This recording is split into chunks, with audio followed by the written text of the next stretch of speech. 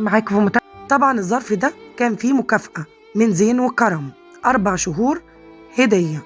في الوقت ده قررت إنها تروح لزين، قالت له كل موظفين الشركة أخدوا راتب واحد، أنا ليه آخد 4؟ ولا أنتوا بتشفقوا عليا عشان ابني لسه بيتعالج؟ ولا يمكن عايزني أوافق على عرضك اللي ممكن أي حد يرفضه، مش شرط إن أنا أوافق عليه؟ انفعل جامد وقال لها كفاية يا سارة أرجوكي، أنا كنت صادق معاكي في كل كلمة، بس انتي اللي ما عندكيش ثقة في كلامي.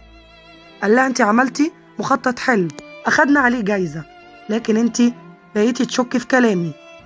أنا قلتلك إن انتي الوحيدة اللي حبيتها. سارة تعيط وتقول أنا قلبي موجوع، حاول تفهم، مش قادرة أنسى اللي حصل بيني وبينك، مش بإيدي. خرجت من المكتب. زين لسه بيفكر في سارة وفي دموع عينيها وإزاي هو جرحها. راس قاعد مع أبوه وأمه، ونور بيقولوا لهم إن هم هيجيبوا ولدين، لو جه ولدين هيسموا واحد فارس وواحد إبراهيم، ولو جه ولد وبنت هيسموا إبراهيم ونادية. وبعدين إبراهيم بيقول له كل اللي يجي أكيد حلو. نرجع للكرم، بيقول أنا استسلمت علشان زين بيحبها، لازم واحد فينا كان يضحي للتاني. عليه صديقه قال له اللي بيحب ما بيضيعش حبه بسهولة، ولطيفة معاه.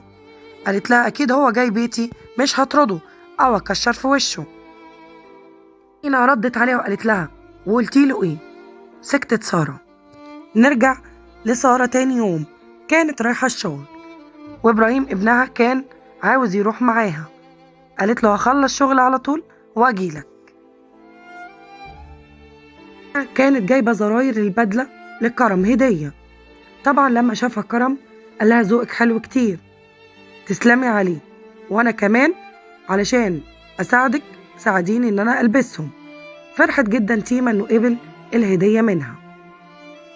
لم بدأ يساوم فراس ويروح له على المعرض ياخد منه فلوس، إنه يعرف إن أمينة مربية إبراهيم، معناها إنه راح البيت عندها. سارة بتحاول تتصل على أمينة ما بتردش. سارة بدأت تقلق، زين كان قلقان هو كمان. قررت إنها تروح تشوفها بنفسها في البيت. في الوقت ده زين قرر إن هو ياخدها يوصلها. كرم ملاحظ اهتمام زين جدا، هي وهلا بيبصوا لزين وطبعا كرم معاهم. وبعدين فضوا الاجتماع، كرم أخدهم على مكتبه.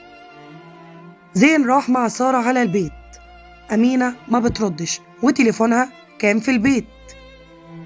سارة بدأت تخاف وتقلق، انهارت من العياط، بدأت تشك إن أمينة يكون قرروا نتصل لها بمدير الأمن علشان يساعدها وفي نفس الوقت يدور لهم على إبراهيم.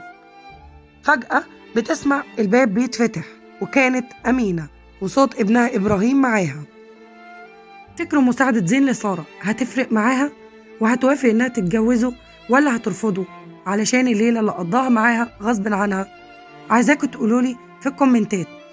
لو عجبتكم الحلقة ما تنسوش تعملوا لي لايك، سبسكرايب أو اشتراك في القناة لو مش مشتركين، واستنوني في حلقات جاية كتير جدا مميزة. شكرا ليكم على المتابعة يا غاليين.